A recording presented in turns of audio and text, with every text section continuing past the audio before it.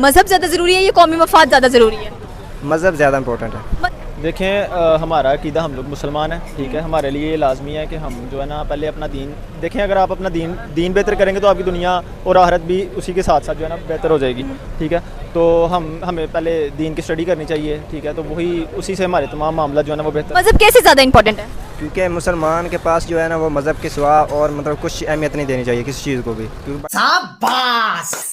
बाकी दुनियादारी तो वैसे चलती रहती है। मज़हब ज़्यादा इंपॉर्टेंट है क्योंकि उसके लिए हमें जो है ना वो आगे जाकर हमें यही मज़हब बचाना है, मज़हब ने बचाना है हमें। राम राम भाई, सारा है भाई। पाकिस्तान देश का पीछे रहने का कारण भाई उनका धर्म है। वो लोग जो है अपने देश से पहले अपने धर्म को मानते हैं और वो इसीलिए वो पीछे पड़े हुए हैं। और दूसरी तरफ हम इंडिया वाले भी अपने धर्म को नहीं मानते भाई, अपने देश को पहले मानते हैं। और देखो भाई, हम इतने आगे बढ़ चुके हैं, हमने इतनी तरक्की कर ली है और भाई पाकिस्तान वालों को फिर भी ये बात समझ में नहीं आ रही। और वो लोग जो हैं वो कहते हैं कि हमें देश की कोई फिक्र नहीं है, हमें जो है अपना धर्म पहले, भाई हम अपने धर्म को मानते हैं। तो भाई और वो लोग पूरी स्टोरी और इस वीडियो में वो लोग अपनी पूरी स्टोरी बताते हैं। तो पूरी स्टोरी जानने के लिए आप लोग वीडियो को एंड तक जरूर देखिएगा। हम मिलते हैं वीडियो के बाद। वालेकुम सलाम। आपका नाम? आबिद अली शेख। आबिद, क्या करते हो? मैं फिलहाल तो जॉब की तलाश में हूँ। मैं ग्रेजुएशन की हुई है मैंने। हाँ। ओके, आपने ग्रेजुएशन किया हुआ। चलिए, मेरा आज का सवाल ये है कि अगर हम बात करते हैं रिलीजन की, मज़हब की और नेशन इंटरेस्ट यानी कि कौमी मफाद की, तो क्या ज़रूरी है आपको ज़्यादा लगता है? मज़हब ज़्यादा ज़रूरी है या कौमी मफाद ज़्यादा ज़रूरी है?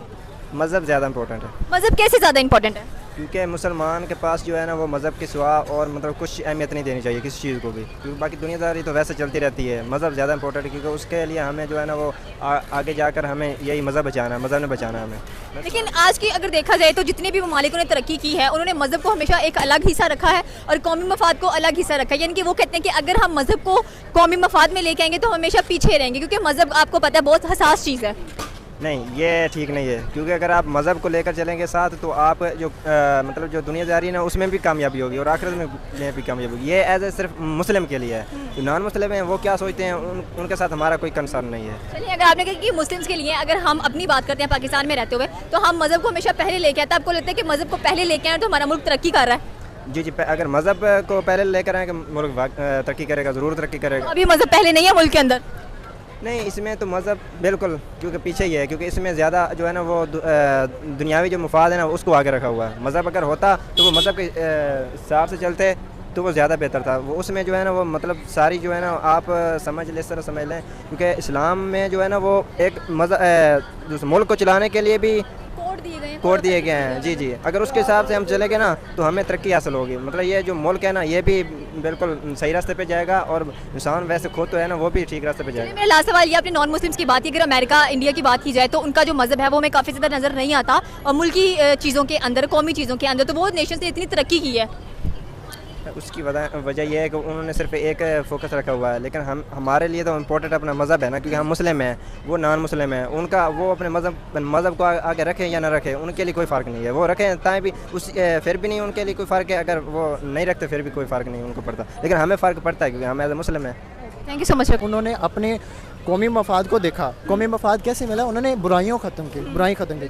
तुर्की ने क्या किया? कौमी मफाद को देखा, लेकिन एक इकट्ठा होकर कैसे होता है कि वालेकुम सलाम। आपका नाम? मोहम्मद अली। अली, क्या करते हो? मैं सॉफ्टवेयर डेवलपर हूँ एमसीबी इस्लामी बैंक का। ओके, चलिए, मेरा आज का सवाल ये है कि अगर एक मुल्क की तरक्की को देखा जाए तो आपके लिहाज में क्या ज़्यादा ज़रूरी है, मज़हब या कौमी मफाद? देखें, अगर हम देखें कौमी मज़हब और कौमी मफाद दोनों अपनी अपनी जगह पर बेस्ट हैं, लेकिन अगर हम देखें कौमी तरक्की के लिए क्या हो रहा है, वहाँ मज़हब भी काम आता है सबसे ज़्यादा और कौमी मफाद भी ज़्यादा काम आता है। अगर हम देखें हम किस मुल्क में रह रहे हैं, देन फिर दोनों को साथ लेकर चलेंगे ही तो हमारी तरक्की है। लेकिन आपको क्या लगता है कि बाकी जितने भी ममालिक हैं, चले उनकी तरक्की का राज अगर जानना चाहिए तो कौमी मफाद को वो ज़्यादा इंपॉर्टेंस देते हैं? रिलीजन भी नो डाउट, मज़हब भी नो डाउट इंपॉर्टेंट है हमारे लिए बहुत ज़्यादा, लेकिन उन्होंने कभी भी अपनी सियासत के अंदर मजहबी बात नहीं की। देखें, अगर हम देखें आपकी ही बात को लेते हैं, तुर्की ने कैसे तरक्की की, चाइना ने कैसे तरक्की की, उन्होंने अपने कौमी मफाद को देखा। कौमी मफाद कैसे मिला? उन्होंने बुराई ख़त्म की। तुर्की ने क्या किया? कौमी मफाद को देखा, लेकिन एक इकट्ठा होकर कैसे होता है कि एक जुट बन के जाते हैं तो कामयाब होते हैं इंसान। बिल्कुल। चलिए, पाकिस्तान की बात कर लेते हैं। पाकिस्तान के अंदर आपको ज़्यादा क्या नज़र आता है, कौमी मफाद या मज़हब परस्ती ज़्यादा नज़र आती है जिसकी वजह से हम तरक्की नहीं कर पा रहे? इधर दोनों नज़र नहीं आते। दोनों नज़र नहीं आते? नहीं, दोनों नज़र, इधर जिस बंदे का जो उसको नज़र आता है ना जो मफाद उसको जो नज़र आता है उस बंदे ने, मतलब एक मुझे जो जहाँ फ़ायदा मिल रहा होगा ना, चाहे उसको बंदे का अगले बंदे का नुकसान हो, लेकिन मैं क्या करूँगा, अपना फ़ायदा देखूँगा और आगे चला जाऊँगा। मैं यही नहीं देखूँगा यार वो मेरा भाई है, मैं उसका भी फ़ायदा सोचूँ, नहीं। चलें, आज लास्ट सवाल मेरा ये है कि हमने बात की कौमी मफाद ज़्यादा इंपॉर्टेंट है हमारे लिए या मज़हब। अगर हम यहाँ पाकिस्तान में रहते हुए जितने भी हमारे कह लेंगे लॉज वगैरह थे, चले हम उमर लॉ की बात कर लेते हैं, वो किन्होंने बनाया, मुस्लिम्स ने बनाया, लेकिन हमने एक भी उसमें से अप्लाई नहीं किया। आज अगर आप बात करते हैं अमेरिका की, तो वहाँ पर उमर लॉ इस्तेमाल हो रहा है, वो अपनी सियासत में इस्तेमाल करते हैं उसको, और इतने पॉजिटिव तरीके से इस्तेमाल किया, लेकिन यहाँ पर हम एक्सट्रीमिज़म के लिए इस्तेमाल करते हैं अपने मज़हब को। यहाँ हम अपने मज़हब को ही उस लिहाज से देखते हैं कि जहाँ से हमें फ़ायदा मिल रहा हो। हमें चाहिए हम मज़हब को उस लिहाज से देखें कि पूरी कौम है। उमर ला क्यों बनना था, ताकि सारों को एक जगह इक्वलिटी, लेकिन हमें ये इक्वलिटी मिलती नहीं है। ला बनता है वो गरीबों के लिए बनता है, ला बनता है वो जो कम सन होते हैं, वो कमज़ोर होते हैं, उनके लिए बेस्ट रहता है, लेकिन जो ला होता है वो जो हाई लेवल के होते हैं, ब्यूरोक्रेट, उनके लिए ला वहाँ ख़त्म हो जाता है। तो ऐसा नहीं होना चाहिए, ला हो सबके लिए इक्वल, लॉ हो सबके लिए इक्वल हो। तो लास्ट में क्या कहना चाहते हैं कि इन दोनों को अलग अलग चलना चाहिए या एक साथ ही चलना चाहिए? हम सबको एक साथ होकर चलना चाहिए, ताकि कौमी मफाद भी साथ रहे और अल्लाह ताला भी साथ रहे और खुश रहे हमारे साथ। Thank you so much. अस्सलाम वालेकुम। वालेकुम अस्सलाम। आपका नाम? सैयद हुसैन। सैयद हुसैन, क्या करते हो? मैं स्टूडेंट हूँ। क्या स्टडी कर रहे हैं? मैं BS software engineering. Software engineering में स्टडी कर रहे हैं। चले, मेरा आज का सवाल ये कि एक मुल्क की तरक्की के लिए हमें मजहबी मफाद ज़्यादा ज़रूरी है या कौमी मफाद? मेरे मुताबिक दोनों जो है एक दूसरे से जुड़े हुए हैं। मज़हब और कौमी मफाद दोनों है ना आपस में जुड़े हुए हैं, इन दोनों को साथ लेकर चलना चाहिए। बेसिकली क्या सबसे पहली चीज़ है कि आपका मज़हब, और मज़हब के साथ चलते हुए अपना कौमी मफाद। जब तक आप कौमी मफाद में एज अ कौम नहीं बेहतर चलेंगे, आप अपने मज़हब जो है उसको ऊपर बेसिकली नहीं चल सकते। लेकिन अगर दूसरे ममालिकों की बात की जाए, जैसे कि मैंने हमेशा की, अगर हम अमेरिका की बात की जाए, इंडिया की बात की जाए, तो उनका जो मज़हब है वो कोसों दूर नजर आता है कौमी मफादों से, और उन्होंने अपने मज़हब को कभी भी इंडल्ज करने की कोशिश नहीं की है सियासत के अंदर। देखिए, अगर सियासत में जब मज़हब आ जाते हैं तो फिर हम लोगों को एक्सट्रीम लेवल पर ले जाते हैं, लड़ाई झगड़े होते हैं, काफ़ी ज़्यादा प्रॉब्लम्स क्रिएट हो जाती हैं। तो उन्होंने हमेशा मज़हब को सियासत से दूर रखा है। लेकिन जब तक आप स्पिरिचुअली तौर पर नहीं स्ट्रांग हो गए, आप अपनी कौमी मफाद को, मेरा नहीं मानना कि आप अपनी कौमी एज अ कौम आप तरक्की कर सकते हैं, क्योंकि मज़हब जो है उसका एक बहुत बड़ा फैक्टर है हमारे मुल्क के अंदर, क्योंकि हमारा मुल्क बना ही मज़हब के नाम पे है। इसलिए मेरा मुताबिक जो है मज़हब को साथ लेकर चलना बहुत। अगर हम मज़हब को साथ लेकर चलते हैं तो हमारा फ़र्ज ये बनता है कि हम उसमें से पॉजिटिव चीज़ें लेकर आगे चलें, ताकि आने वाली नस्लों को जो है वो फ़ायदा पहुँचे, उनको पता होगा किस तरह से हमने कौमी मफाद को और मज़हब को साथ लेकर चलना है। अमेरिका की बात करें, इंडिया की बात करें, वो ऑथ लेते हैं, वो जो उनके मज़हब उनको सिखाता है वो उसको फॉलो भी करते हैं, लेकिन हम फॉलो नहीं करते। यही तो है ना, हम जो मज़हब को सिर्फ अपने फ़ायदे के लिए इस्तेमाल करते हैं, लेकिन हम जो अखलाकियात के दायरा कार है उसमें नहीं आते। बिल्कुल ऐसा ही है, लेकिन अगर हम उनको साथ लेकर चलेंगे तो हम एज अ नेशन भी तरक्की करेंगे। अस्सलाम वालेकुम। वालेकुम अस्सलाम। आपका नाम? अब्दुल्ला। अब्दुल्ला, क्या करते हो? मैं स्टडी करता हूँ। क्या स्टडी कर रहे हैं? मैं आईटी कर रहा हूँ। आईटी कर रहे हैं। चलो, मेरा आज का सवाल ये है कि एक कौम की तरक्की के लिए कौमी मफाद ज़्यादा ज़रूरी है या मज़हब?